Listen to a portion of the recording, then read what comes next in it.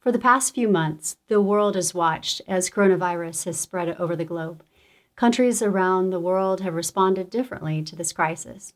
Here in the United States, we've seen many different responses from different parts of the country. Have you wondered why that is? We're all Americans, aren't we? Then why don't we all do the same things? Well, that's federalism. Federalism is the idea that states know the needs of their residents better than the national government and are better suited to make decisions impacting the residents.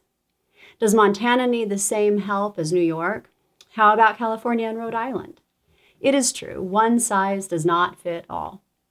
This is the second in the series, Federalist Fridays, a series where we look back at our nation's founding to help us find our way forward. Throughout the series, we'll try to answer the question, does a series of essays written 10 years after the signing of the Declaration of Independence still mean anything for us today? And if so, why is it important? One of the most famous Federalist Papers is number 45. In it, James Madison writes about the idea that states can have different laws or rules depending on the specific needs of the people in those states.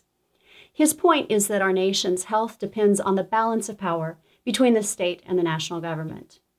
By balance of power, he meant that the state and national governments each do what they do best, and they also check one another to guard against overreach of power. Balancing state and national government's powers means a few important things. It means the people have a government close to them that understands their specific needs. It also means they have a national government that unifies the country and works on a national level. We can't have one without the other. The states need the federal government, and the federal government needs the states. So that we better understand the states' different responses to the coronavirus pandemic, it helps understand how federalism plays out in our nation. In an effort to respect states' power to make their own decisions, the national government provides recommendations to influence states' decisions. But in the end, the final decisions are made by the leaders of those states. Some argue that our system of federalism has failed our country, in particular, in our response to coronavirus.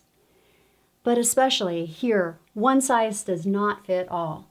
Montana will have different issues than New York, and California will need different help than Rhode Island. Federalism tells us that each state government has the best information and knowledge of what its citizens need for their best health and prosperity. We certainly have difficult times ahead of us.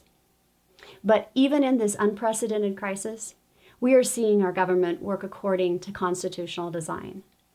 The federal government is providing guidance and assistance, while state leaders are making implementation decisions for their respective states. This design allows other states to see firsthand what's working and what is not working, allowing for adjusting as necessary. As America works to keep her citizens healthy, we will continue to strive to help our economy once again.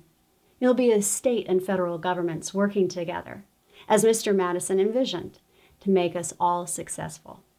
Even back 230 years or so, Mr. Madison knew we're all in this together.